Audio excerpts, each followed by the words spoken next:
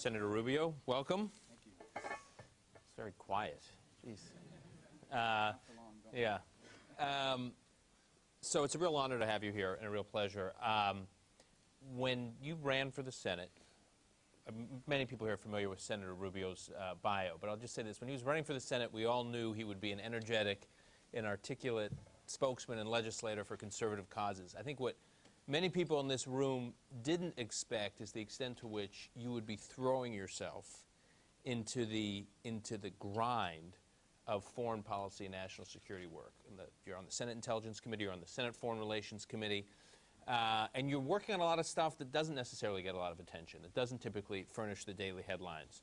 A lot of the stuff that's out of the spotlight. Just recently, you and I were just talking about how you tried to get a resolution passed unanimously to fast-track a member action plan for Georgia's pathway to ultimately someday being admitted to NATO. You tried to get this resolution passed. Senator Rand Paul blocked the resolution, and you invited a backlash from certain corners. I just want to quote Pat Buchanan, who wrote an op-ed about this, wrote a column about you and what you tried to do on Georgia. He said, but these people, referring to Senator Rubio, he's no longer these people. He's now like part of an ilk, you know. Many of your fellow these people are in this room. But these people will be back. They are indefatigable when it comes to finding ways to commit the blood of U.S. soldiers to their client regimes and ideological bedfellows. So, Senator Rubio, maybe take a few minutes to just talk about your worldview and how it contrasts with the worldview that some of your critics have been advancing. Well, it's all new to me, so in terms of that kind of criticism, but it's all good. Thanks for the opportunity to do this. I'm pleased to be here with you to talk about this. You know, the foreign policy thing, there's two reasons why I'm interested in it. The first is obviously because these are the committees that I'm on. I'm on foreign relations, I'm on intelligence, and the Intelligence Committee normally deals with things that have to do with, you know, obviously foreign threats, and obviously foreign relations. It deals with everything that has to do with our foreign policy. Secondly, I think it's important, and I think both my upbringing in Miami, where foreign policy is actually an issue in local elections, I mean, the city commission and mayor races come down to, you know, where you stand on the embargo on Cuba and U.S. policy towards Israel. I mean, these are, believe it or not, and you may chuckle, but it actually has become an issue in the past in local elections. But I think it's impossible to grow up in a community in South Florida, and whether it's people who came fleeing communism in Cuba or survivors of the Holocaust, you're surrounded by people who have been deeply impacted by what's happening around the world and understand that in America, what happens around the world matters to our daily lives. And then beyond that, I think it's important for our country. And I always tell people, look, we can pretend that we're Luxembourg, but we're not. And we're not going to be. In essence, what happens halfway around the world directly impacts virtually every aspect of our life, including how much you pay at the grocery store, how much the toys that you buy this Christmas are going to cost, how much you know, food prices are going to be, I mean, fuel prices, et cetera. I mean, and beyond that, the future kind of definition of what the world is going to be like. I think America is indispensable to that. Do I think we can solve all the problems in the world by ourselves? Of course not. Do I think but I also believe there are very few major global problems that America doesn't have to be a key part of. And I think there's this emerging thought that all the issues that we face today are so big that it requires, you know, multiple countries and multiple people to come together and solve it. That doesn't necessarily contradict our view of the world. But I would argue that there is virtually no major issue facing the world that that can be solved without America's involvement in it. And so the question is, how is our foreign policy going to reflect that? And it really, for me, it's still an ongoing process, because it's this balancing act of, on the one hand, idealism, where I'm still new enough here, and I hope, quite frankly, I never lose this, where I do believe that the best case scenario is still possible, meets the pragmatic realities, what I call the Kissinger school of thought, which is that our #1 interest is to act in our best interest, even if it doesn't necessarily, you know, going to look very nice in the scope of history or when you look at it from a pragmatic or idealistic point of view. And it's a balancing act between those things that and I sometimes don't think they're in conflict, to be honest with you. I do believe that it is in our best interest to stand for principles like human rights and democracy. We can't impose that. We can't always guarantee it. But we should certainly be on the side of it every opportunity we get, because the American example is our most powerful export. Who we are as a people, how we live our lives, what we stand for, what we're willing to fight for, and what we're willing to speak out on is our #1 export. It, above everything else, is the most important thing we'll ever do here in terms of foreign policy. You know, all the other things we do are important, but nothing is more important than our example, both how we conduct ourselves here and ultimately the issues we take on around the world. And in that light, I've tried to embrace issues regarding human rights and human rights abuses. I've tried to embrace issues regarding things like human trafficking, which I think are important. Democracy, for example, even as we speak, not only yes, they're being violated in Russia, as we've seen what's happened there. They've also been absolutely eviscerated in Nicaragua, which just held the most fraudulent election. I mean, it would make, the Chicago political people blush, what they've pulled off in Nicaragua. And there's been very little attention paid to it, except that it's going to matter in a year from now when they have a similar election in Colombia. And you don't think Hugo Chavez and his group is watching? They're watching. And if they see Ortega get away with it in Nicaragua, they're going to do the same in Venezuela. And you'll see that in other places, in other regions, other parts of this hemisphere, after a decade of real progress towards democracy and freedom, which, by the way, doesn't always elect people that agree with us. Look at Argentina. I mean, they don't always going to agree people that are pro-American. But the point is, if you have these functioning democratic institutions, you're less likely to ever have to go to war with them. And you're less likely to ever be in a protracted conflict with them.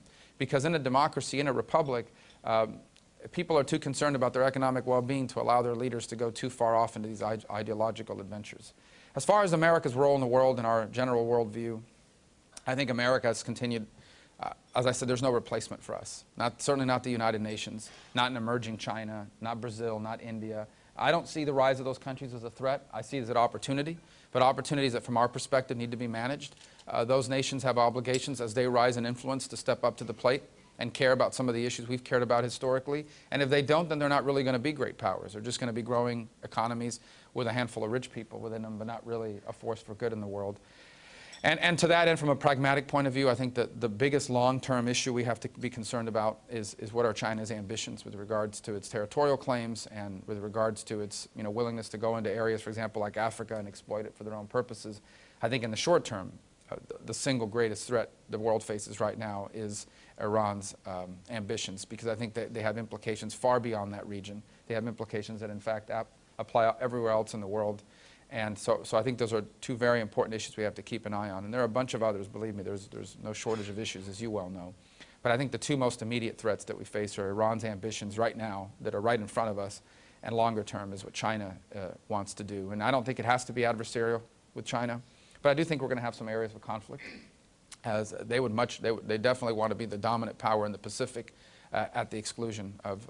We don't need to see it as a zero-sum game, but I think they do. Let's focus on a few of these areas. We'll start with one of the two that you cited, Iran. So if you look at what Secretary Panetta has been saying over the last It looked like beer on the camera. I know. We should have had some glasses. That's right. Marco Rubio loosens up at 9 a.m. That's right. That's why this is my favorite organization. Right, you guys exactly. I stand by FBI. So you look at the statement Secretary Panetta has made recently, both at the security conference in Halifax, what he said at the Saban conference at Brookings last week, where he laid out all the reasons why Israel couldn't or shouldn't take military action against Iran, basically signaling that we have no interest in actually conveying to the Iranians that we want to back up our pressure on them with a credible military threat. He also seemed to be changing the red line. He talked about a red line being the Iranians disrupting commerce, our commerce through the Persian Gulf, as opposed to Iran actually building a nuclear bomb as a red line. So is your sense that the administration is moving more towards a containment strategy? What is being done in the Senate? I know there's a lot of activities around the central bank sanctions. What is your sense? Well, here's the kind of the 50,000-foot analysis of it. I think Iran's leadership has to make a decision: do they want a bomb or not? And I'm not, and I think if they've decided that that's what they want, or at least the capability. By the way, they don't have to build one; they just have to show that they can. That gives them a certain point of leverage.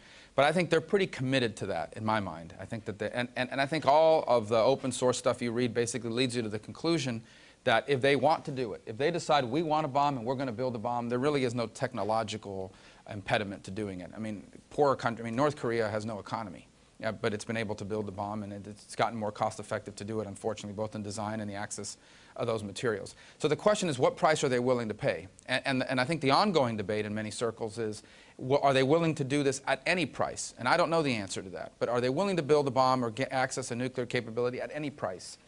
It's tough to tell for two reasons. Number one is that regime's view of the world is not necessarily one built on reality. They have a warped view of the world For example, they really believe the West is crumbling, America's on its last legs. They think at any moment now, we're going to collapse as a nation, our economy is going to fall apart. They watch news reports of people camped out at parks, and they really believe this means the end of America, that this is coming to an end.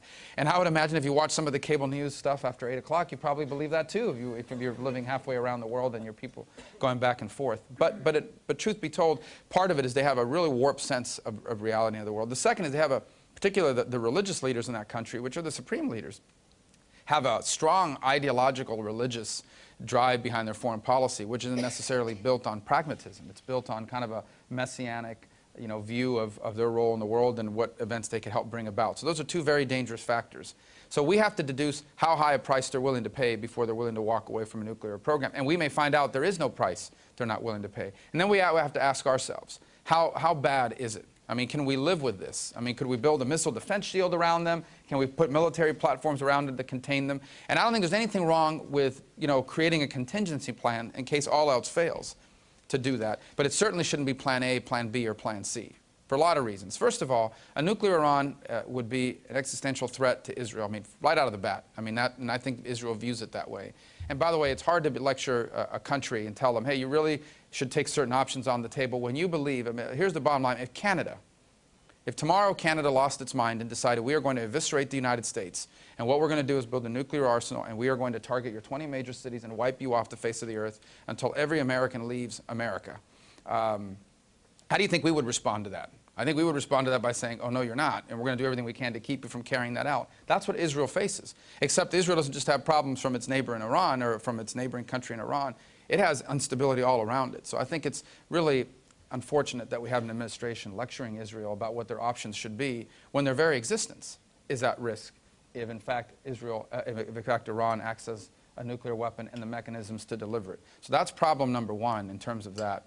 I think that the second thing we need to understand is that this will lead to a regional arms race. There's no way the Saudis are going to sit back and allow for there to be a Shia bomb without there being a Sunni bomb. And so you're going to have an issue with regards to that. And then you have all of the Gulf kingdoms who also would look at something like that as a real threat as well, unless Saudi Arabia has lost confidence, unfortunately, in the U.S.'s commitment to the region. Then you look at this containment strategy, if that's in fact the direction the administration's moving, and it has challenges. We're pulling out of Afghanistan, we're pulling out of Iraq, we're pulling out of the region. Certainly, I mean, they would tell you that they'll have a presence in the Mediterranean and in Bahrain, but in order to carry operations, you have to have a stable military presence in the region in order to carry that out. I mean, for example, how did we do that in the days of the Cold War, where we had a significant military presence in Western Europe that allowed us to build a defense shield to protect our neighbors at a time where we're headed in the opposite direction right now as it is? How are you going to unwind that? How are you going to go back?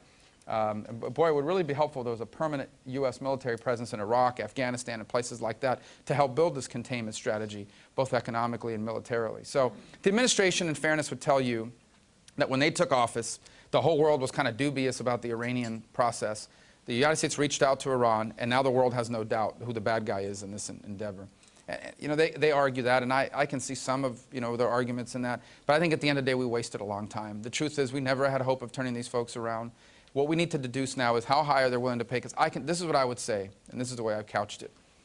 I think the idea of Iran having a nuclear capability is so horrifying that there's virtually no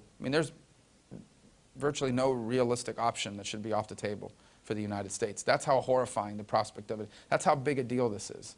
And the fact that we're tired and fatigued, perhaps because of conflicts in other parts of the world, the fact that we're kind of having this post-9/11 fatigue in terms of confronting these issues around the world does not diminish the threat that Iran poses on a scale that I think has few precedents in human history for the United States. You've been outspoken on the future of the Assad regime. You've spoken about the human catastrophe. You've spoken about the strategic significance of puncturing a hole into Iran's most important, really only Arab ally. You've also traveled the region. You've been to Libya in a post-Gaddafi regime situation, and you see the aftermath and the challenges that are presented to us in terms of nation building and these post-war situations. How do you talk about it back here? How do you, when you talk, you have a very strong view on Syria. post-regime, post-Assad Syria would be a very challenging situation for the United States, not an unimportant one. How do you think about it? Right now, I mean, Syria is about two things. Number one is about which side of the debate is. If the United States goes around the world saying, hey, listen to us, be our friend, be on our side on issues because we care about you as people, we care about democracy, we care about freedom, we care about opportunity. But when people stand up for themselves and fight for these things, we're like, oh, it's none of our business, you know, you're on your own. It really undermines that argument.